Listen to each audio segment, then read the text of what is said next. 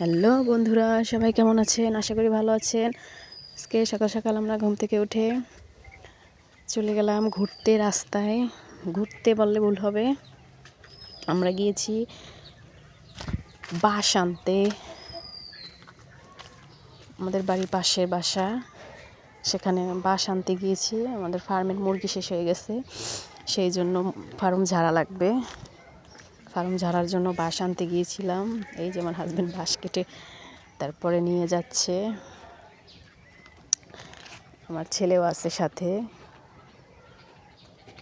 আমরা তিনজনই গিয়েছিলাম বাঁশ আনতে। এই যে কুয়াশা, চারোদিকে কুয়াশা। এই যে বাঁশঝাড়, এখান থেকে বাঁশ কেটে নিয়ে আসলাম।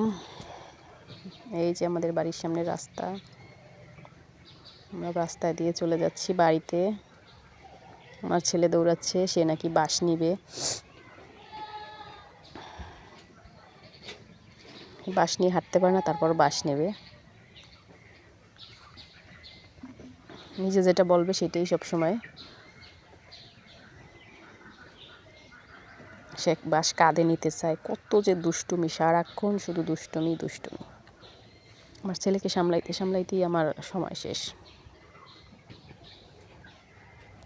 তারপরও মাঝে মধ্যে দুই একটা ব্লগ ভিডিও ছাড়ি, ভালো লাগে সেই জন্য ব্লগিং করতে।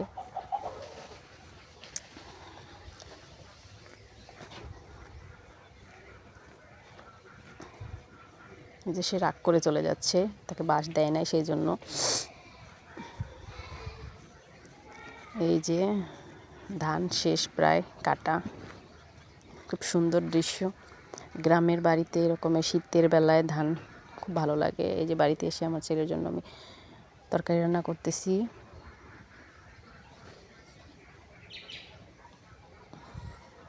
আমার ছেলের জন্য পাঙ্গাস মাছ রান্না করছি। এই যে আমার ভাই আসছে,